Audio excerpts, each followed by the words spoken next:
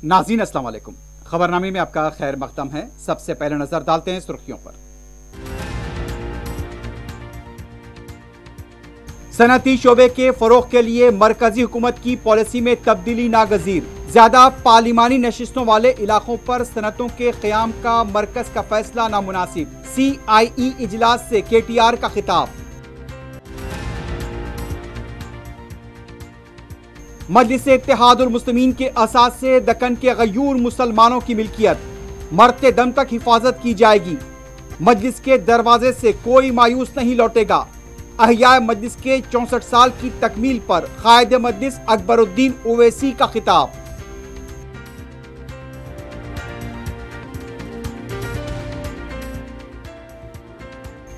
Jubilee hills के कृष्णा नगर में school के तलबा में झड़प। 10वीं जमात का तालिब इल्म हलाक। सरपरस्तों में तशवीश।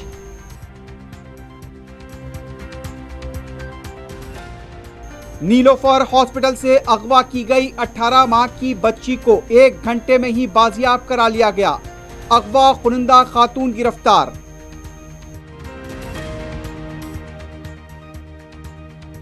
ममनुआ गुटखा, गांजा और तंबाकू की फरोख्त के खिलाफ पुलिस का क्रैकडाउन जारी। बोयनपल्ली में 3 और बहादुरपुरे में 2 अफराद गिरफ्तार। सुर्खियां आपने देखी है, बढ़ते हैं खबरों की तफसील की जानिब।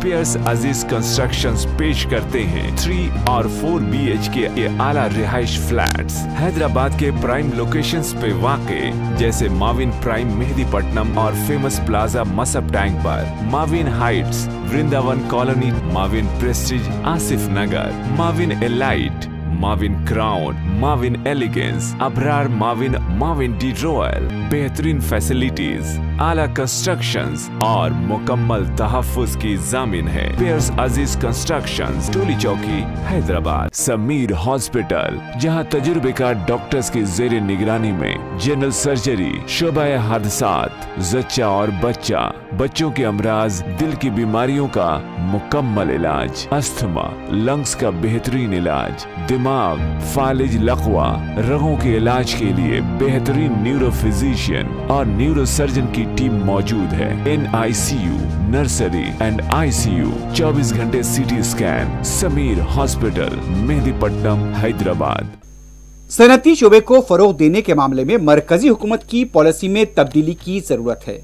काकतिया होटल में CIE इजलास में रियासती वजीर सनत KT रामाराव ने मेहमान खुसूसी की हैसियत से शिरकत की।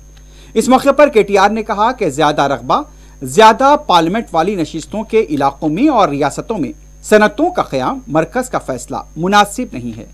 मरकजी हुकूमत जो रियासत तेजी से तरक्की कर रही हो और जहां सनती शोबे को फरोग मिल सकता है उसी को तरजीह दे। KTR ने कहा कि जो अपने बलबूते पर तरक्की कर रहा है, मरकजी हुकूमत को उनकी हिम्मत अफजाई करनी चाहिए।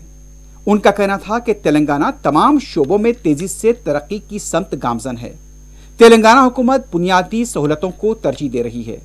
उनका कहना था कि तेलंगाना तहरीक के वक्त जिन्होंने तेलंगाना पर सवाल किए थे, उन सब के लिए एक ही जवाब मौजूदा तरक्याती तेलंगाना है। तेलंगाना के फीकस आमदनी मुल्क की शरह पैदावार से ज्यादा है। सनतों को फरोग देने के लिए तेलंगाना की पॉलिसी सबसे बेहतर है। तेलंगाना हुकूमत ने जारिया साल में आलमी सतह का बड़ा प्रोजेक्ट तामीर किया है। KTR ने कहा कि मरकजी हुकूमत को चाहिए कि वो सियासी नुक्ते नजर से ये देखना छोड़ दें कि योगी हुकूमत से फायदा होगा, KCR हुकूमत से फायदा नहीं होगा, बल्कि सनतों को फरोग देने के फैसले से मुल्क की शरह पैदावार में इजाफा हो सकेगा।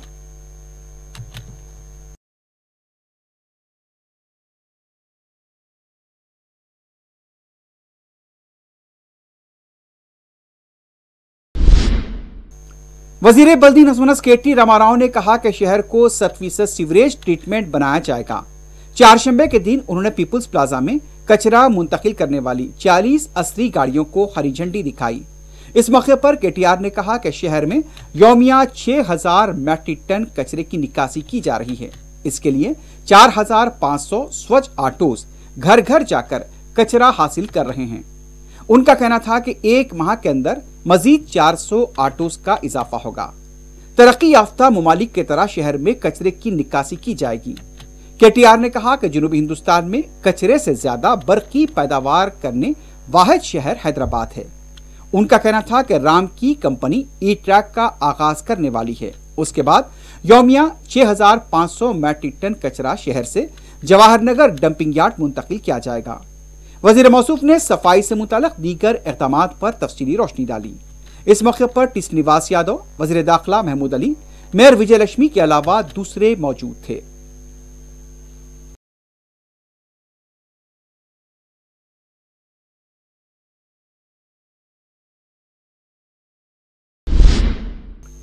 हुकूमत ने मुफ्त पानी की सरबराही स्कीम को सिकंदराबाद कंटोनमेंट के इलाके में रहने वालों तक वुसअत दी है। इस सिलसिले में एक हुक्मनामा जारी किया गया है। प्रिंसिपल सेक्रेटरी बलदी नज़्म-ओ-नस्क अरविंद कुमार की दस्तखत से जारी इस हुक्मनामे के जरिए managing director Hyderabad metropolitan water supply व सीवरेज बोर्ड को इस बात की हिदायत दी गई है कि वो सिकंदराबाद कंटोनमेंट बोर्ड के तहत आने वाले सार्फिन जो रास्त तौर पर कंटोनमेंट बोर्ड के तहत वाटर सप्लाई के सारिफिन हैं, इस स्कीम से इस्तेफादा करवाएं। मुकामी रुकन असम्बली जी साइना की तरफ से इस सिलसिले में हुकूमत से नुमाइंदगी की गई थी। उन्होंने बताया कि कंटोनमेंट बोर्ड में दर्ज फहरिस्त अक़वाम क़बाइल, पसमानदा तबक़ात और अक़लियतों की काबिल लिहाज आबादी है। जीएचएमसी हुदूद में इन तबक़ात के लिए पानी की मुफ्त स्कीम पर अमल हो रहा है, लेकिन कंटोनमेंट बोर्ड में ये सहूलत हासिल नहीं है, इसलिए कि हैदराबाद मेट्रोपॉलिटन वाटर सप्लाई की तरफ से कंटोनमेंट बोर्ड को पानी सरबराह किया जाता है। कंटोनमेंट बोर्ड सारिफिन की सरबराही अंजाम देता है। हुकूमत ने 20,000 लीटर की हद तक पानी इस्तेमाल करने वाले सार्फिन को इससे छूट देने के अहकाम जारी किए। एक और हुक्मनामा जारी करते हुए हुकूमत ने इस मकसद के लिए 16 करोड़ 8 लाख रुपए की रकम को इंतजामी मंजूरी भी दी है।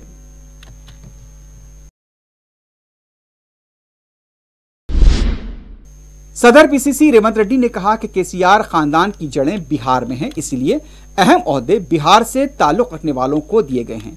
मीडिया से बात करते हुए उनका कहना था कि गुज़िश्ता 8 साल से तेलंगाना के किसी भी शहरी को मौका नहीं दिया गया।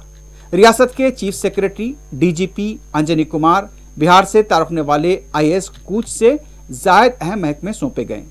इन ओहदेदारों का जाल बिछाकर हुकूमत चलाई जा रही है। तेलंगाना से ताल्लुक रखने वाले ओहदेदार तो सवालिया निशान बन चुके हैं। रेवंत ने कहा कि उनके इस बयान पर रियासती हुकूमत अपना रद्द अमल जाहिर करे। रेवंत रेड्डी ने कहा कि सुमेश कुमार का मुकदमा 5 साल के बाद DEOPT के बेंच पर नहीं आया। देश रंजन, अरविंद कुमार, संदीप सुल्तानिया, रजत कुमार, सबका बिहार से ताल्लुक है। ये तमाम ओहदेदार ग्रुपों की तरह काम कर रहे हैं। सुमेश कुमार जीएचएमसी इंतखाबात और रजत कुमार ने आम असम्बली इंतखाबात में हुकूमत की मदद की थी, इसलिए सुमेश कुमार को चीफ सेक्रेटरी और रजत कुमार को आबपाशी के प्रिंसिपल सेक्रेटरी का ओहदा दिया गया। अरविंद कुमार को भी 6 महकमे जात की जिम्मेदारी दी गई। रियासत को बिहार वालों के हाथ में कैद कर दिया गया है। रेवंत रेड्डी ने किशन रेड्डी और बी संजय से कहा कि बड़ी बड़ी बातें करने वाले पहले AP कैडर वाले ओहदेदार को आंकड़ा रवाना करने के लिए इक़दाम करें।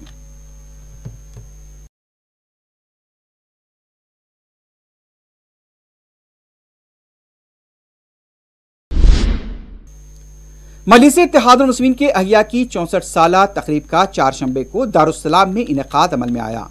कायदे मजलिस अकबरुद्दीन ओवैसी ने पार्टी परचम लहराया। पार्टी के अरकान मुकर्रना, कॉरपोरेटर्स, साबिक कॉरपोरेटर, सुदूर मोतमदीन और कारकुनों की बड़ी तादाद इसमें मौजूद थी। अपने खिताब में कायदे मजलिस अकबरुद्दीन ओवैसी ने अहयाए मजलिस की तारीख को पेश किया। फ़ख्र मिल्लत के अल्फाज को दोहराते हुए कायदे मजलिस ने कहा कि मौलाना अब्दुल वाहिद ओवैसी कहा करते थे कि हम 11 करोड़ मुसलमानों को फ़कीरों और जराइम पेशा अफराद की टोलियों में तब्दील होना नहीं चाहिए, बल्कि हम खुशहाली चाहते हैं। कायदे मजलिस ने कहा कि मजलिस ने कुर्बानियों और मसाइल का सामना करते हुए आज ये मुकाम हासिल किया और कभी पीछे मुड़कर नहीं देखा। उन्होंने कहा कि एक दौर था कि जब मजलिस पर 1700 रुपए का खर्च था, लेकिन आज मजलिस इत्तेहादुल मुस्लिमीन फ़ख्र मिल्लत, सालार मिल्लत और नकीब मिल्लत की मेहनत की वजह से हजारों करोड़ के असासों की मालिक है। अगर हम बेईमान होते तो आज मजलिस के ये असासे नहीं होते। उन्होंने कहा कि मजलिस के असासों के मालिक हम नहीं हैं, बल्कि दक्कन के गयूर मुसलमान हैं। हम महाफिज और चौकीदार हैं। दक्कन के गयूर मुसलमानों के असासों की मरते दम तक हिफाजत की जाएगी। उन्होंने कहा कि मजलिस फिरका परस्त नहीं है, हम कमजोर परस्त हैं। मजलूमों की मदद करना हमारा काम है। जिनके साथ हक तलफी हुई उन्हें हक दिलाना हमारा काम है। कायद मजलिस ने कहा कि मजलिस के दरवाजे सबके लिए खुले हैं। दारुस्सलाम जो आएगा वो मायूस नहीं लौटेगा। कायद मजलिस ने मजलिस की तालीमी तिब्बी खिदमात के अलावा लॉकडाउन और सैलाब के दौरान अंजाम दी गई खिदमात का भी तफसीली जिक्र किया। आखिर में कायद मजलिस ने रिक्कत अंगेज दुआ की। मजलिसी अरकान मुकर्रना भी तकरीब से खिताब किया।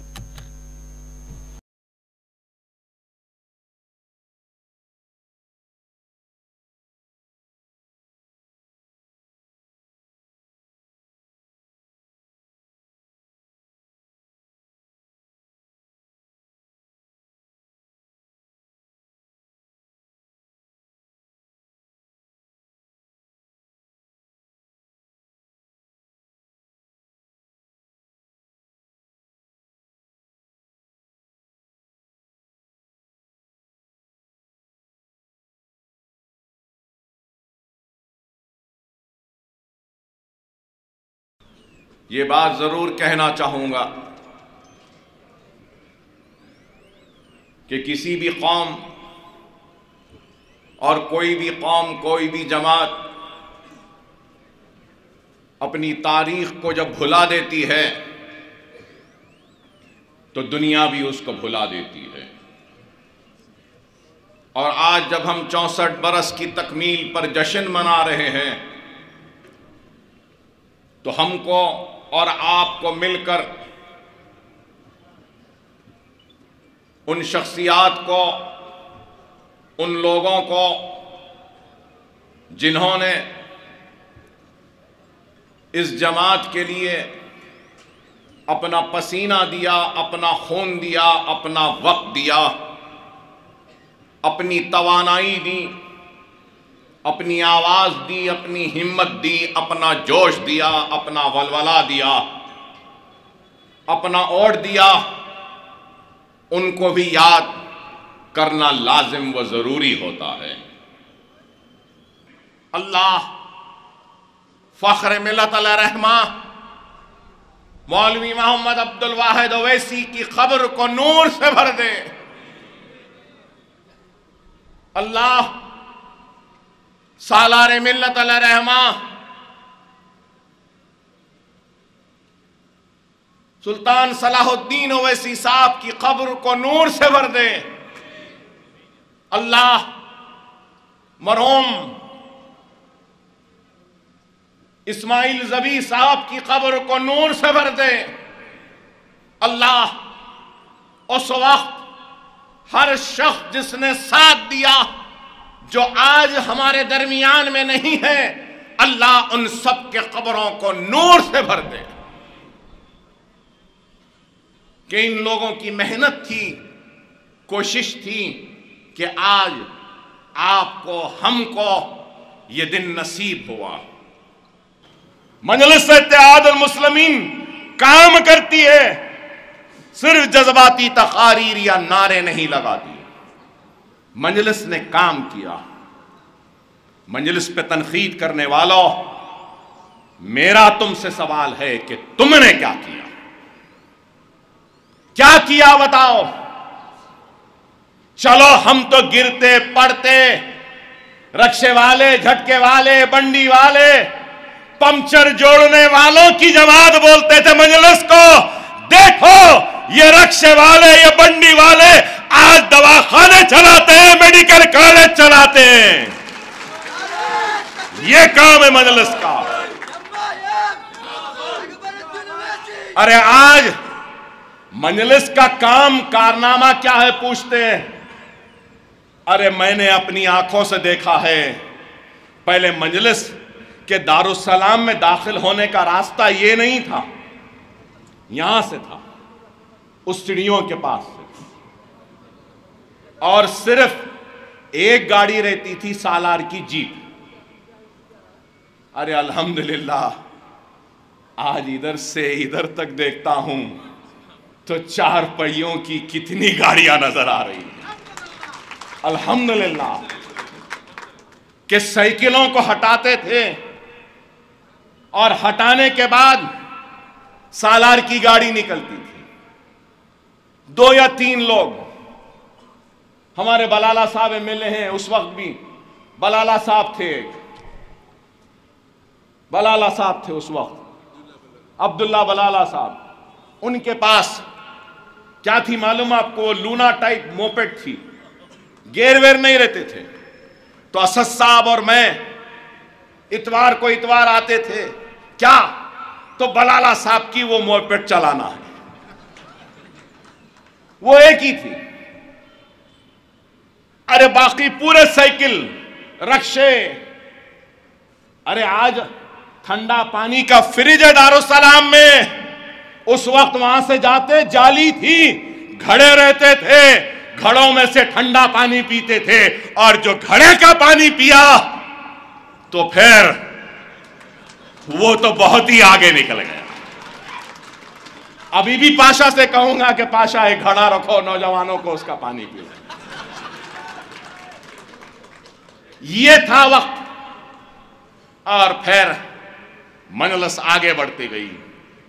1984 नारेंद्र भास्कर राव, एनटी रामाराव का वक्त।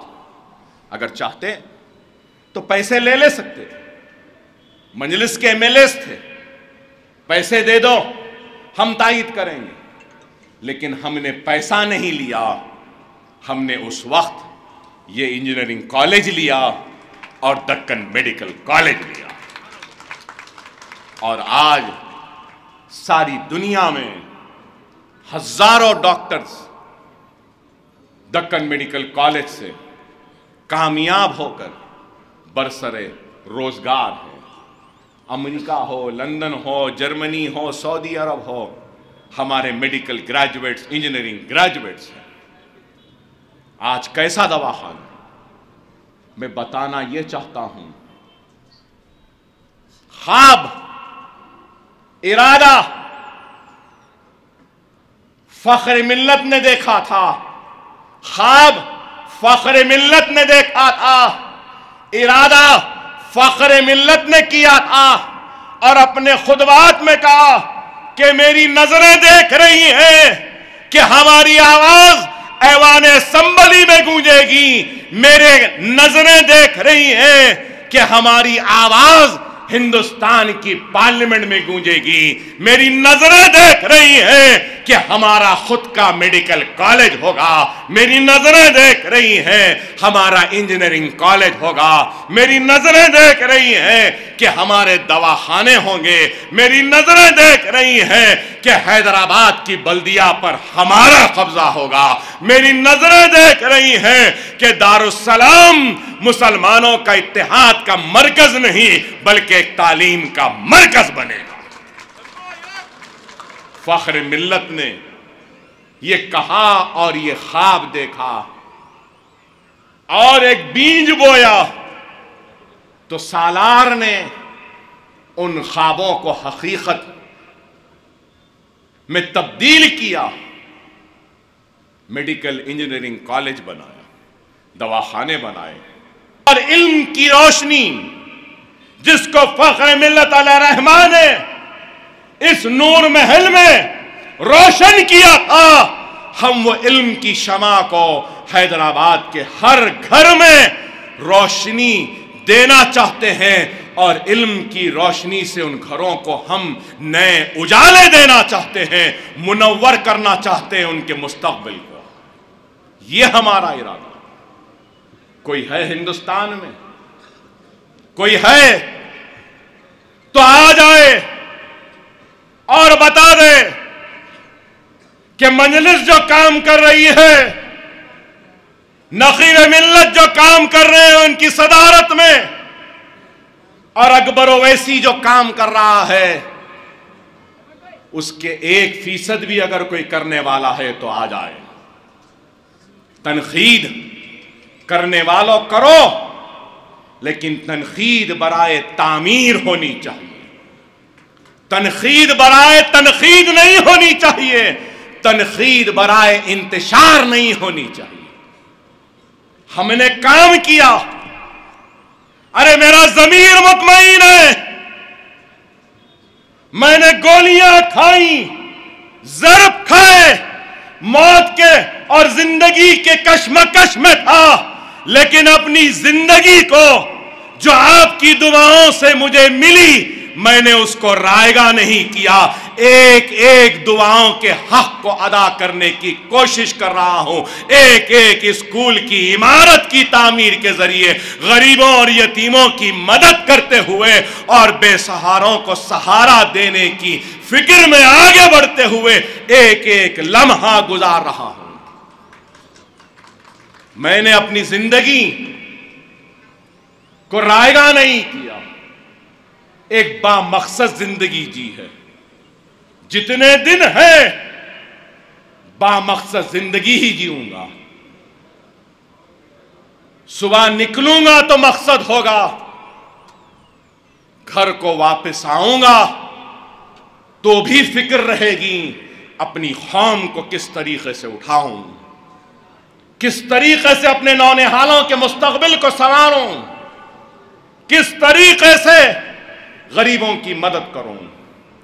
जिंदगी की ख्वाहिशात में यह भी ख्वाहिश है कि मरने से पहले 2 दवाखानों में से एक दवाखाना फ्री कर कर इस दुनिया से चला जाऊं। गरीबों के लिए है मुझे इंशाअल्लाह अकबरुद्दीन ओवैसी ने जो कहा है वो किया है। इंशाअल्लाह इस काम को भी करने के लिए आगे बढ़े। हम आगे बढ़ रहे हैं, काम कर रहे हैं। हम पे तनकीद करने वालों, तुमने क्या किया, क्या किया बताओ। अरे हिंदुस्तान के मुसलमानों की पसमानदगी का हर कोई जिक्र करते हैं। हिंदुस्तानी मुसलमानों की तालीमी पसमानदगी का जिक्र होता है, हिंदुस्तान के मुसलमानों की माशी पसमानदगी का जिक्र होता है, हिंदुस्तानी मुसलमानों की बदहाली का जिक्र होता है, हिंदुस्तानी मुसलमानों के बस्तियों की बदहाली का जिक्र होता है, हिंदुस्तानी मुसलमानों के हर नाइंसाफी का जिक्र होता है। लेकिन मैं समझता हूं कि हिंदुस्तानी मुसलमानों की सबसे बड़ा अगर कोई अलमिया है तो वो ये है कि हिंदुस्तान का मुसलमान अपनी क़यादत को बनाने में नाकाम रहा, सिवाय सरजमीन दखन के। नाकामी को जब हम मंजर आम पर लाते हैं तो हमसे दुश्मनी की जाती है।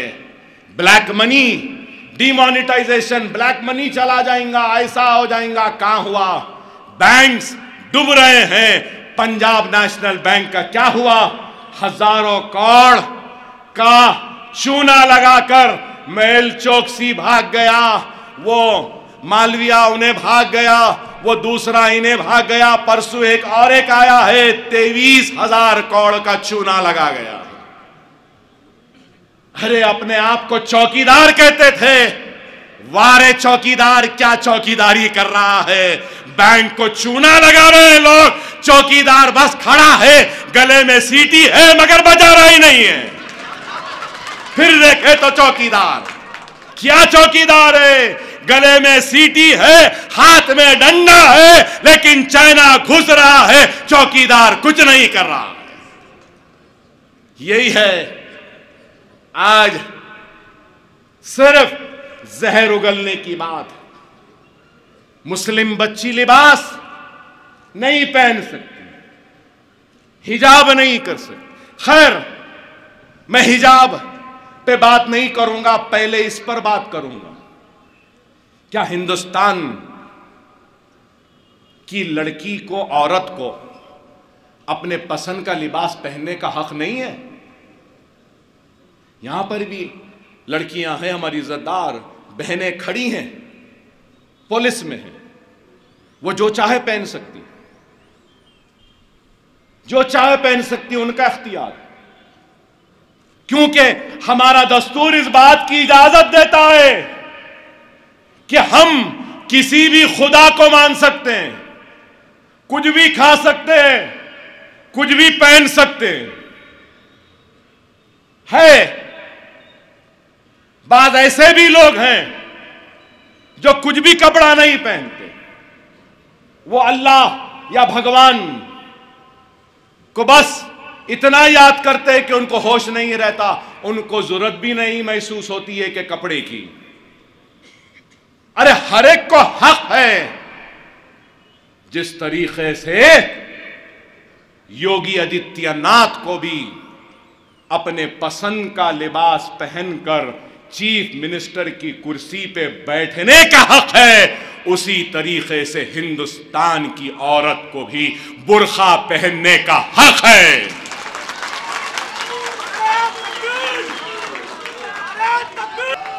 आज अगर कोई समझ रहा है, अगर आज कोई समझ रहा है कि मेरे सदर पर गोलियां चलाकर तुम मेरे सदर को डरा दोगे, या मजलिस डर जाएगी तो या ये डर जाएंगे, अरे अहमकों, नादानों, ये गोलियों से तो हमारा बहुत बड़ा पुराना रिश्ता है।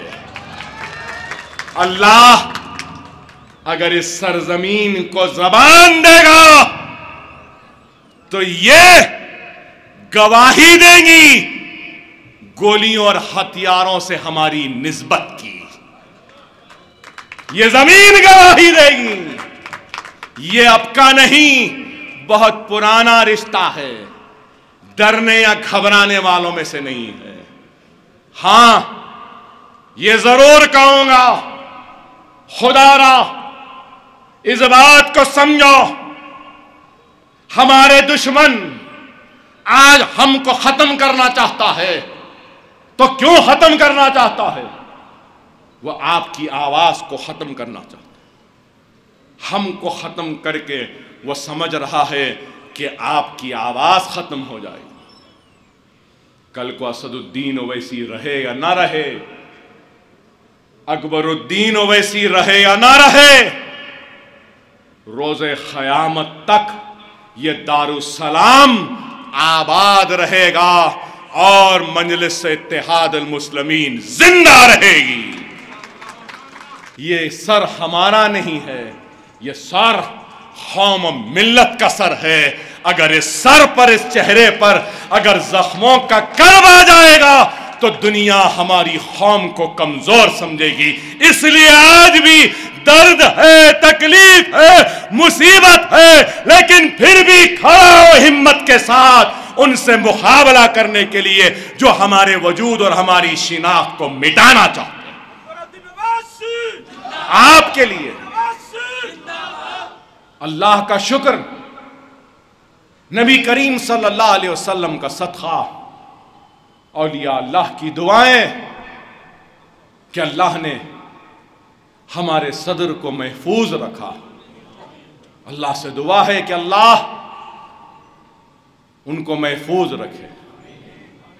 अल्लाह से दुआ है कि ऐ अल्लाह मजलिस इत्तेहादुल मुस्लिमीन का ये अदना सिपाही तेरी बारगाह में हाथ फैलाकर दुआ करता है और ये दुआ मांगता है कि मौला तू मेरे सदर की हिफाजत कर ले। अगर तुझे चाहे तो मेरी जान ले ले, मगर मेरी जान के एवज मेरे सदर की जान की हिफाजत कर ले। कौम मिल्लत को अकबर ओवैसी की जरूरत नहीं है, कौम मिल्लत को असदुद्दीन ओवैसी की जरूरत है, मजलिस को असद ओवैसी की जरूरत है, कौम और हिंदुस्तान की मजलूम मुसलमानों को जरूरत है तो बैरिस्टर असदुद्दीन ओवैसी की जरूरत है। ऐ अल्लाह तू उनकी जान की हिफाजत फरमा, तू उनकी जान की हिफाजत फरमा। सदर मजलिस बैरिस्टर असदुद्दीन ओवैसी की सरपरस्ती और रुकन असम्बली अहमद बलाला की निगरानी में शादी मुबारक और कल्याण लक्ष्मी स्कीम के मंजूरा चेक्स की तकसीम का सिलसिला जारी है। चारशंबे को रुकन असम्बली अहमद बलाला ने सैदाबाद मंडल के तहत मंजूरा 40 और अंबरपेट मंडल के तहत मंजूरा 22 चेक्स तकसीम किए। सैदाबाद मंडल के इस्तिफादा कुनंदगान का ताल्लुक SBH कॉलोनी, तीगलगुड़ा, गड्डनारम, गांधीनगर, आसमानगढ़, मुसरमबाग से बताया गया। अंबरपेट मंडल के तहत इस्तिफादा करने वाले दरखास्त गुजारों का ताल्लुक कमल नगर, मूसा नगर, विनायक विधि, पद्मानगर, शंकर नगर, पापया बस्ती, MCH कॉलोनी, आनंद नगर, दयानंद नगर से बताया गया। अंबरपेट मंडल के तहत 22,02,552 और सईदाबाद मंडल के तहत 40,04,640 रुपए के चेक तकसीम किए गए।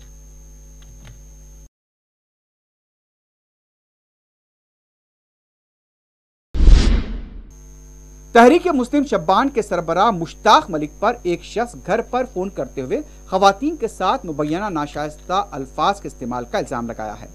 खदीम मलकपेट के साकिन अब्दुल समद ने तहरीक मुस्लिम शब्बान के सरबराह मुश्ताक मलिक पर उन्हें जुदोकोब करने का भी इल्जाम आयद किया। अब्दुल समद ने मुश्ताक मलिक के खिलाफ चादरघाट पुलिस स्टेशन में शिकायत दर्ज कराई है। अब्दुल समद का कहना था कि मुश्ताक मलिक उनके घर के नंबर पर फोन करके खवातीन के साथ नाशाइस्ता अल्फाज का इस्तेमाल करते हैं और जब उन्होंने मुश्ताक मलिक से सिलसिले में एतराज किया तो उन्होंने उन्हें जुदोकोब किया। मुबैना तौर पर धमकियां भी दी गईं। अब्दुल समद ने मुश्ताक मलिक के खिलाफ कार्रवाई का मुतालबा किया है।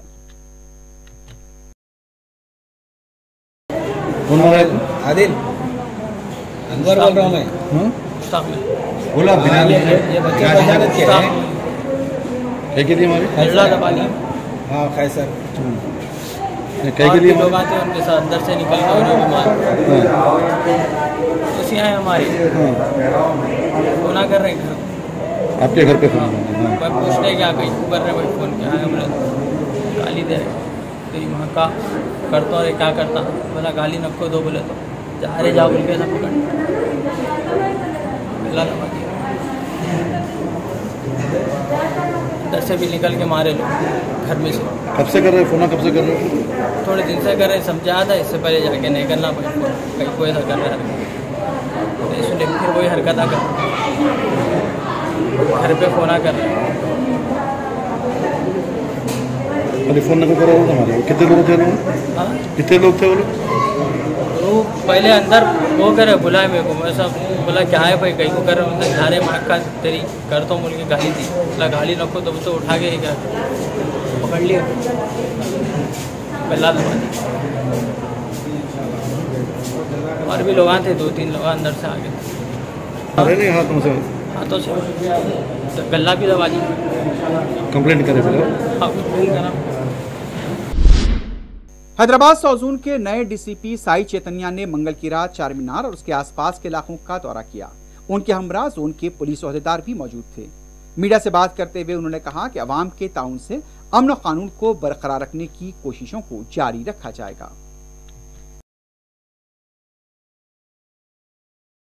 हैदराबाद हमारा ओल्ड सिटी साउथ जोन सभी जनों को हमारा पुलिस की साइड से मुबारक हो कि एक दो अच्छी दिन एक तो शब मिराज हुआ था, आज शिवरात्रि हुआ और मेरा चार्ज लेने के बाद पहली बार मैं दो ईद आ गया। उसका सभी को ईद मुबारक मेरी तरफ से। अब ये है कि अब सभी लोग पुलिस डिपार्टमेंट या आम जनता आवाम सभी लोग यही चाहते हैं कि लॉ एंड ऑर्डर मेंटेन किया जाएगा। तो हमारा साइड से पूरा कोशिश रहेगी। आपकी साइड से भी हम इतना यही एक्सपेक्ट करेंगे कि जब भी कोई अनसोशल एंटी सोशल एलिमेंट है आपकी इलाका में आप हमको जल्द से जल्द हमको इन्फॉर्मेशन पास किया जाएगा तो हम तुरंत एक्ट करेंगे। हम तो सभी लोगों के लिए हम अभी ये बोल रहे हैं कि मैंने सभी लोगों के लिए ये अपील कर रहा है कि मेरा ऑफिस या हमारा पुलिस डिपार्टमेंट का ऑफिस हमेशा खुला रहता है। कभी भी कोई भी प्रॉब्लम है हमको अप्रोच किया जाएगा तो हम लोग तुरंत का तुरंत उसका मसले को सॉल्व कर देंगे। जुबली हिल्स पुलिस स्टेशन के हदूद में वाक़े कृष्णानगर में तलबा के दौरान झड़प में एक तालिब इल्म की मौत का अफसोसनाक वाक़या पेश आया है। तफसीलात के मुताबिक क्लास में क्रिकेट खेलने के तनाज़े को लेकर 10वीं जमात के 4 तलबा ने अपने ही साथी मंसूर पर हमला कर दिया।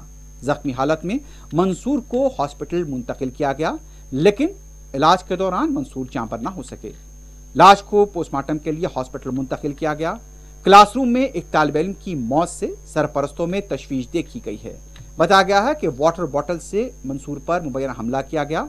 जुबली हिल्स पुलिस मसरूफ तहकीकात है।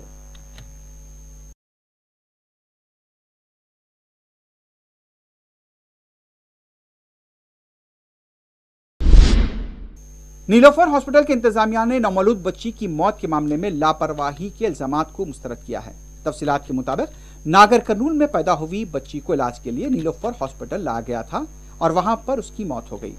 मुतवफ़िया बच्ची के अफराद खानदान ने इल्जाम लगाया था कि आया की तरफ से इंजेक्शन लगाने के बायस बच्ची की मौत हुई है। दूसरी तरफ सुपरिटेंडेंट हॉस्पिटल का कहना था कि 7 महीने में बच्ची पैदा हुई। बच्ची का वजन 1 किलो था और उससे दूसरे मसाइल भी दरपेश थे। बच्ची को ऑक्सीजन लगाकर हॉस्पिटल लाया गया था। हॉस्पिटल में किसी भी तरह की कोई लापरवाही नहीं बरती गई। उनका कहना था कि दवाखाने में सिर्फ मुताल्लिका अमला ही इंजेक्शन देता है। सुपरिटेंडेंट ने यह भी कहा कि दवाखाने में तमाम सहूलतें दस्तयाब हैं, किसी भी तरह की कोई लापरवाही नहीं बरती गई।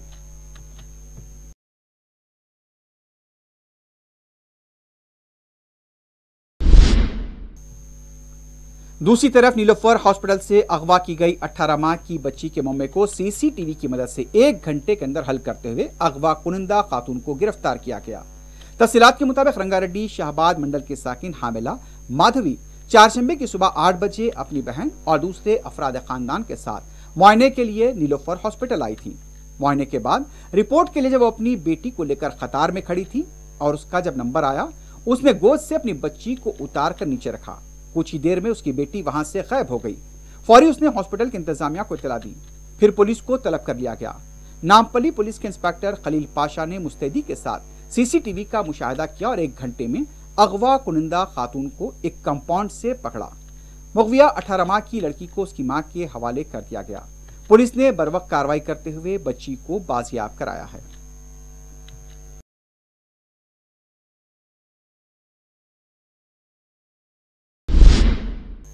टोली चौकी में हुए सड़क हादसे में एक नौजवान जाँ बहक हो गया। महलू की शिनाख्त सालारजंग कॉलोनी के साकिन सरफराज हुसैन की हैसियत से की गई। पुलिस ने बताया कि मंगल की रात सरफराज बुलेट गाड़ी पर टोली चौकी फ्लाईओवर पर से जा रहे थे। अचानक बेकाबू होकर नीचे गिर पड़े। मुकामे वाक़े पर ही उनकी मौत हो गई। गोलकुंडा पुलिस ने मुकामे वाक़या पहुंचकर लाश को पोस्टमार्टम के लिए दवाखाना मुंतकिल किया। मजीद तहकीकात जारी हैं।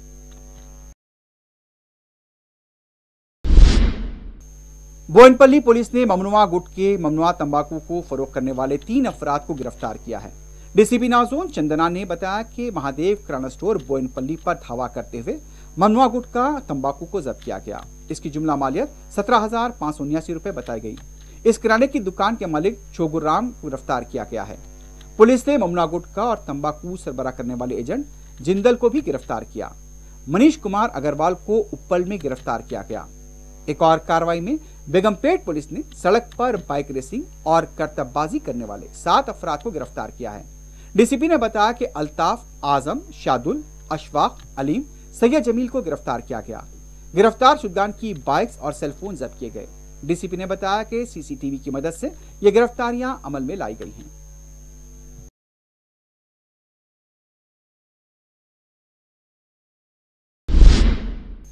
उधर बहादुरपुरा पुलिस ने गांजे की गैर कानूनी मुंतकली को नाकाम बनाते हुए 2 किलो गांजा जब्त किया है। इंस्पेक्टर दुर्गा प्रसाद ने बताया कि अल्ताफ और शेख नूर भद्राचलम से गांजा लाकर बरा हैदराबाद बेंगलुरु मुंतकिल करने की कोशिश कर रहे थे। मुसद्दक़ा इत्तला मिलने पर पुलिस ने अल्ताफ और नूर को गिरफ्तार किया। 2 किलो गांजा जब्त किया गया है। मजीद पूछताछ जारी है।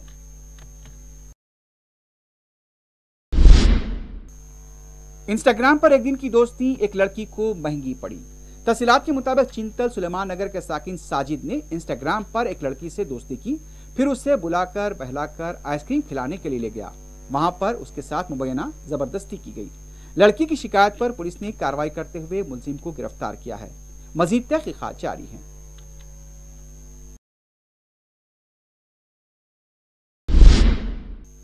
आसिफ नगर पुलिस ने नकली सर्टिफिकेट तैयारी और फरोख्त के रैकेट को बेनकाब करते हुए 2 अफराद को गिरफ्तार किया है। आसिफ नगर डीआई ने मीडिया से बात करते बताया कि दिनेश कुमार नामी शख्स ने शिकायत दर्ज कराई थी कि उससे 1,60,000 रुपए लेकर सर्टिफिकेट दिया गया। जब उसने सर्टिफिकेट की वजह से मुलाजमत नहीं मिली, उसने पुलिस में शिकायत की। पुलिस ने तहकीकात करते हुए गुड्डी मलकापुर के साकिन जय श्रीहर्षा, दिलसुनगर के साकिन अनिल कुमार को गिरफ्तार किया। टोली का अहम सरखना वेंकटेशम मफरूर बताया गया है। हर्षा और अनिल कुमार के कब्जे से 4 नकली सर्टिफिकेट, 97,500 रुपए की नकद रकम, 1 लैपटॉप और कलर प्रिंटर को जब्त किया गया। मफरूर वेंकटेशम की तलाश जारी है।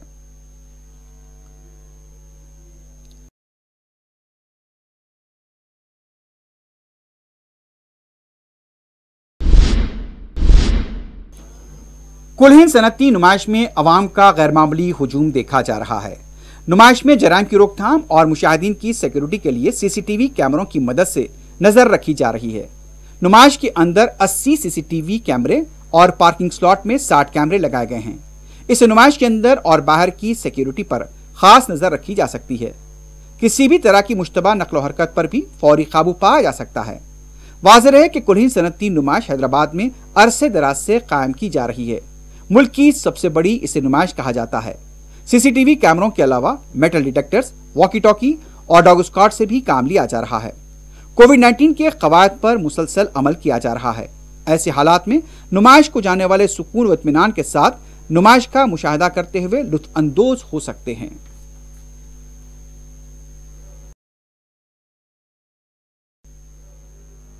आखिर में सुर्खियों पर एक बार फिर नजर डालते हैं। पियर्स अजीज कंस्ट्रक्शंस पेश करते हैं 3 और 4 BHK के आला रिहाइश फ्लैट्स हैदराबाद के प्राइम लोकेशंस पे वाक़े, जैसे माविन प्राइम मेहदीपट्टनम और फेमस प्लाजा मसब टैंक पर, Mavin heights, Vrindavan colony, Mavin prestige Asif Nagar, Mavin elite, Mavin crown, Mavin elegance, Abrar Mavin, Mavin de royal, बेहतरीन फैसिलिटीज, आला कंस्ट्रक्शंस और मुकम्मल तहफ्फुज़ की जामिन है। पियर्स अजीज कंस्ट्रक्शंस, टोली चौकी, हैदराबाद। समीर हॉस्पिटल, जहां तजुर्बेकार डॉक्टर्स की जेर निगरानी में जनरल सर्जरी, शोबाए हादसात, जच्चा और बच्चा, बच्चों के अमराज, दिल की बीमारियों का मुकम्मल इलाज, अस्थमा, लंग्स का बेहतरीन इलाज, दिमाग, फालिज, लकवा, रगों के इलाज के लिए बेहतरीन न्यूरो फिजिशियन और न्यूरो सर्जन की टीम मौजूद है। NICU,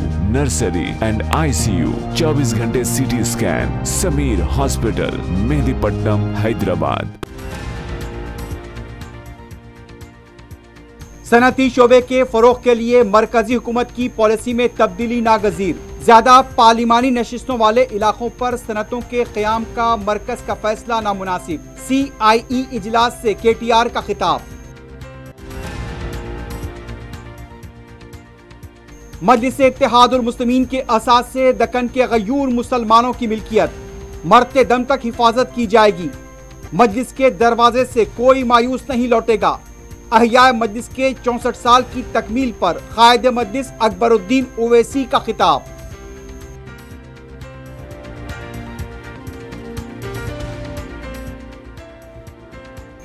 जुबली हिल्स के कृष्णा नगर में स्कूल के तोलबा में झड़प, 10वीं जमात का तालिब इल्म हलाक, सरपरस्तों में तशवीश।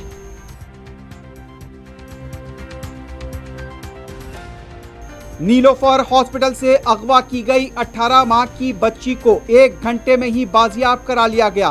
अगवा खुनिंदा खातून गिरफ्तार।